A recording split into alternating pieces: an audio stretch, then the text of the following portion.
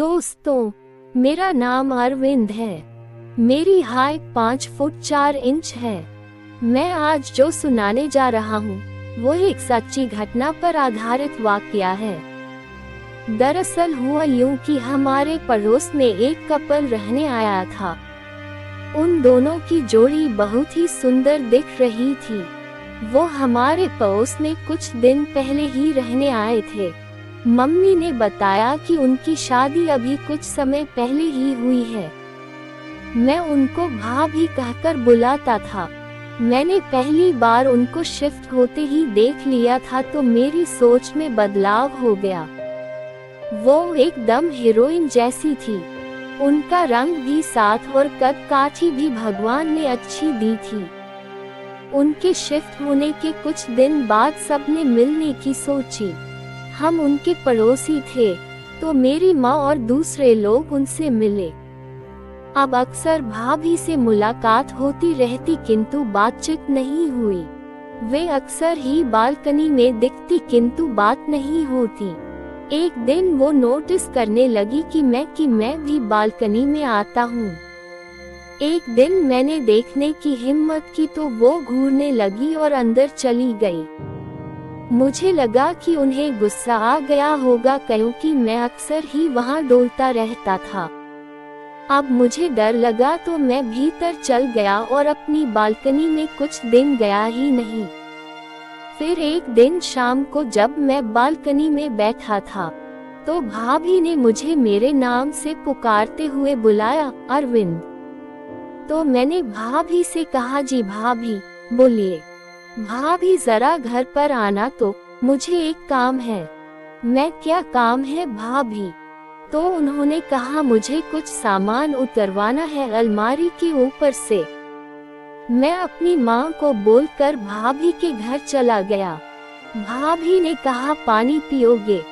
मैंने मना कर दिया।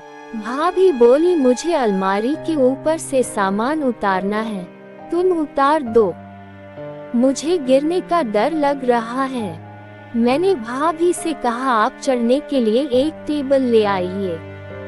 वे टेबल लेकर आई। मैं उस पर चढ़ गया। ऊपर से मैंने एक सामान भाभी को दिया। मैं भाभी के कबूतरों से हैरान हो गया और सारा सामान उनको देकर साइड चला गया। उन्हें अपना सामान लेना था तो सामान उतरवाने के बाद भाभी ने कहा, सोफे पर बैठो, मैं चाय बना कर लाती हूँ। तो मैं सोफे पर बैठ गया था। थोड़ी देर बाद भाभी चाय लेकर आई और उन्होंने चाय का एक कप मुझे पकड़ा दिया। एक कप उन्होंने ले लिया और अब भाभी मुझसे बातें करने लगी। उन्होंने मेरी पढ़ाई के बारे में पूछा और बाकी सबके बारे में जानकारी लेने लगी। बातों ही बातों में भाभी ने मुझे उस दिन के बारे में पूछ लिया। मुझे लगा कि अब मुझे डांट पड़ेगी तो मैं सहम गया। भाभी, तो उस दिन तुम बालकनी में क्या कर रहे थे और तुम वहां अक्सर क्यों डोलते हो? पढ़ाई नहीं करनी होती क्या तुम्हें? मैंने घबराते हुए बस यही कहा कि कुछ भी तो नहीं भाभी। तो भाभी बोली, सच सच बताओ वरना मैं तुम्हारी शिकायत तुम्हारी माँ से कर दूंगी। फिर मैंने सच बोल दिया और उनकी तारीफ की तो वो शांत हो गई और चुप हो गई। मैंने इसे सिग्नल जैसा समझ लिया। फिर वो हुआ जो मैंने कभी नहीं सोचा था। भाभी ने चाय का कप मुझसे ले लिया और पहल की तो मैंने कहा कि अब क्या हुआ? अभी तो आप डांट रही थी। तब वो बोली कि मुझे पता है कि तू क्यों एक ही आवाज पर यहाँ भागे आए हो। तो ये सुनते ही मेरा डर भाग गया। भाभी के पहल करने पर सब काम भैया से हो गया और मम्मी को भी नहीं पता चला।